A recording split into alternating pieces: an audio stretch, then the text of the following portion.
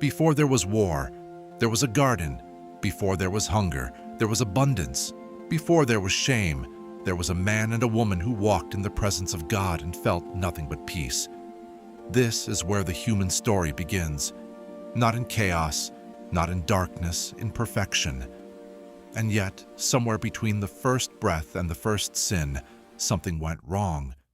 Not something small, not a moment of weakness that could be forgiven and forgotten. Something so fundamental, so deeply woven into the fabric of what it means to be human, that every generation since has been living in its shadow. Most people think they know this story. A garden, a fruit, a serpent, a woman who disobeyed, a man who followed. But that is not the story. That is the surface of the story. Underneath it is something that has been hiding in plain sight for thousands of years. And once you see it, you cannot unsee it. In the beginning. Those three words carry more weight than almost any other words ever written. In the beginning, before history, before time as we measure it, before the long and complicated story of everything that came after, there was a moment when the world was exactly what it was meant to be. The text describes it simply, almost quietly, a garden, but not a garden in any ordinary sense. Picture it. Every tree that is pleasant to the sight and good for food.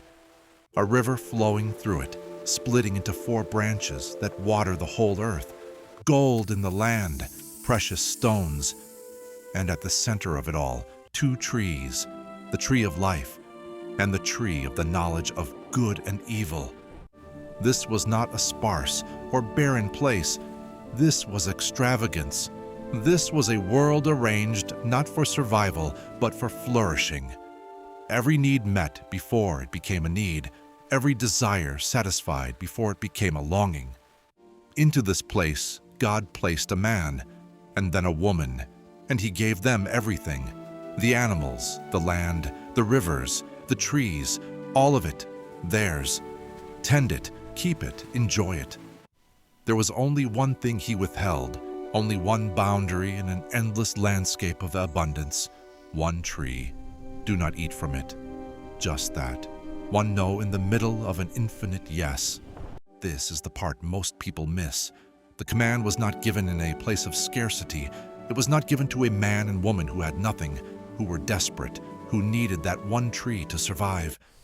It was given in the middle of paradise, surrounded by everything they could want, as a single, specific, deliberate boundary.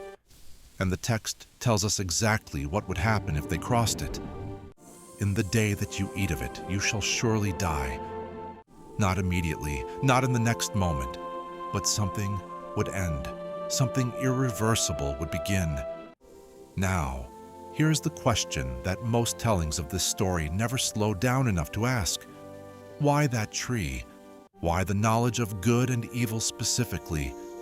Not the tree of power, not the tree of wisdom in the general sense, not the tree of beauty or strength or longevity, the tree of the knowledge of good and evil, the knowledge of how to define what is right and what is wrong, what is acceptable and what is not, what serves life and what destroys it.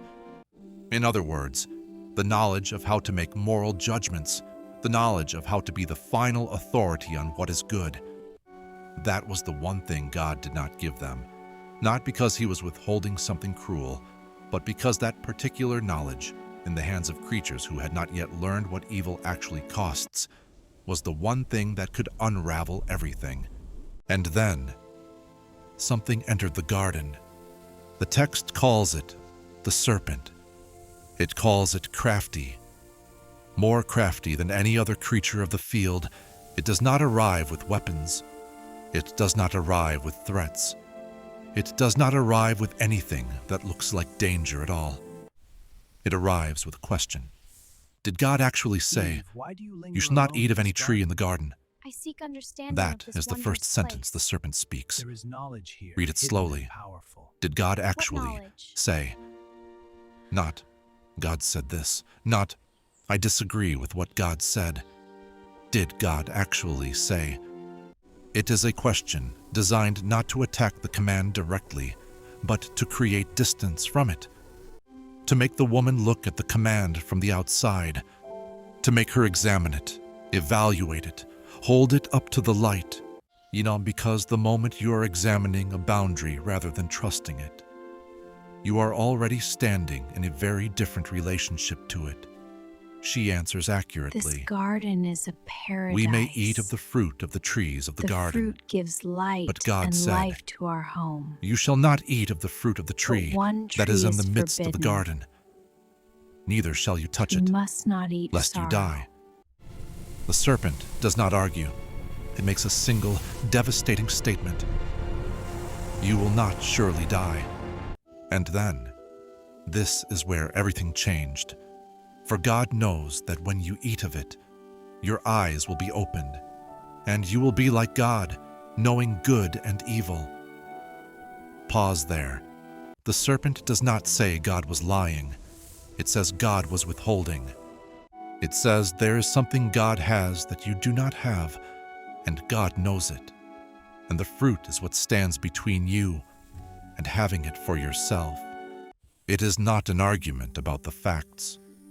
It is an argument about God's character. It is a suggestion that the one who made you cannot be fully trusted, that the boundary is not protection, that the boundary is control. Slow down here, because this is the moment. This is the moment that everything that comes after traces itself back to. Eve looks at the tree. The text gives us exactly what she sees. It was good for food. It was a delight to the eyes. It was desirable to make one wise. 3 things: physical need, aesthetic beauty, intellectual desire. Every reason a human being has ever wanted anything is compressed into those 3 observations, and every single one of them is true. The fruit probably was good for food.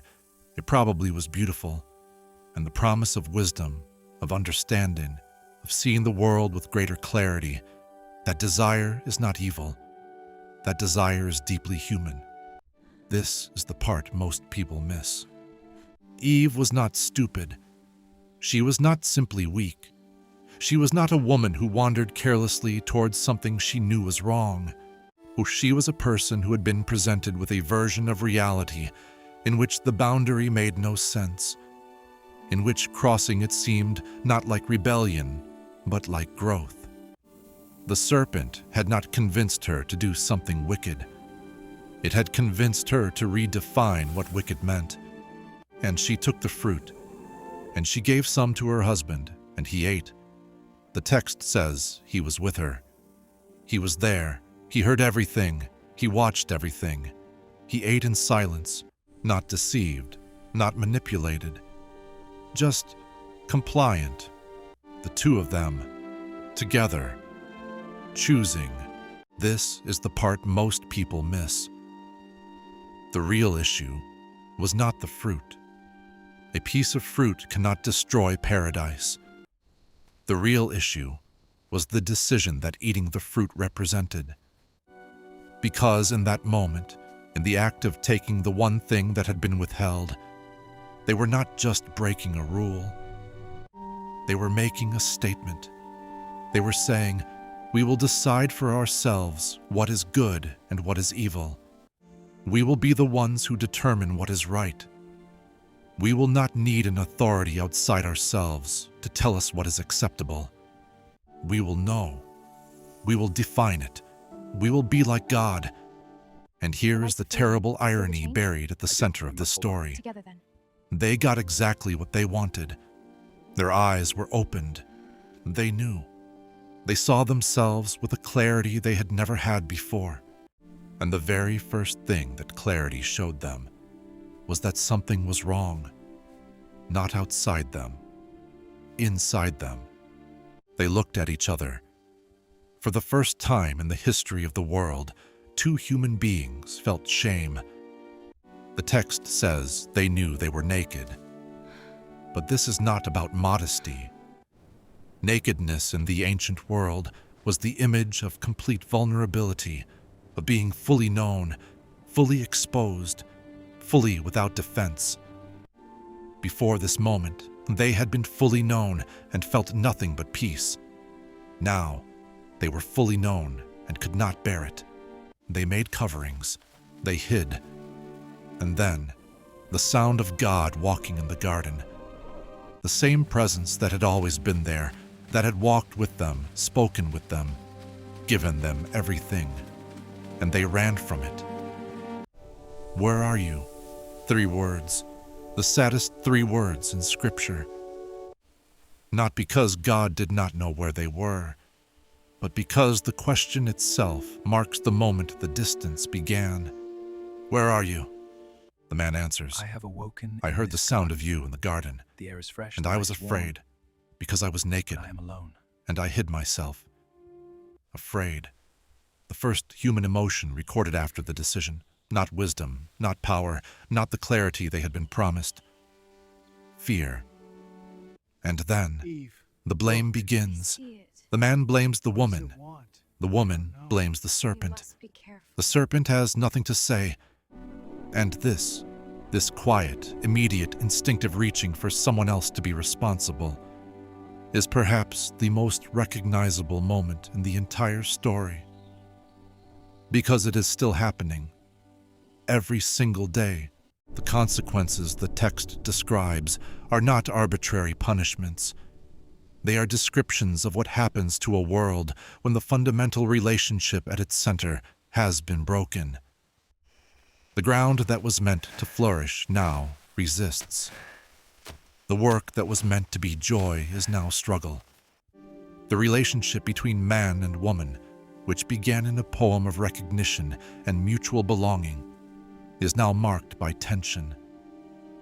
The closeness with God, the walking in the garden in the cool of the day, is now gone, and they are sent out, not simply punished, separated, placed east of Eden, a direction that carries weight in the ancient world.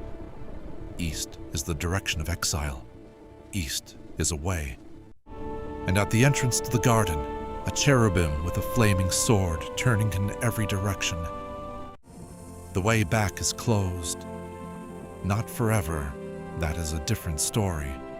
But for now, the garden that was always meant to be home is somewhere they can no longer reach. Here is what this story is really about.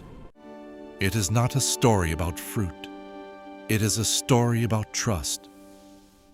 About what happens when a creature who has been given everything decides that everything is not quite enough, that there is one thing more worth having: the right to define reality for themselves. And here's the thing that makes this story not ancient history, but present tense. That decision, the decision to trust your own judgment over any authority outside yourself, is made 1,000 times a day.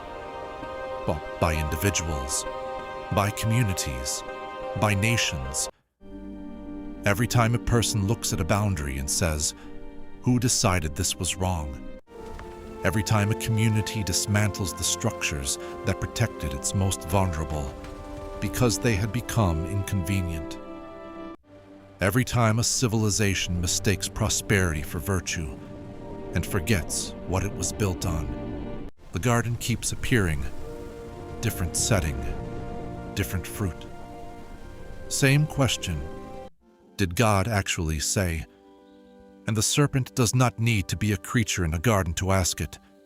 It only needs a mind willing to listen. The story of Eden is not a warning from a distant past. It is a description of something that is happening right now. In every generation, in every culture, in every human heart that has ever looked at a boundary and wondered what would happen if they crossed it. This is the story humanity has been living since the first morning the garden went quiet, and we are still living it. This is Faith Untold.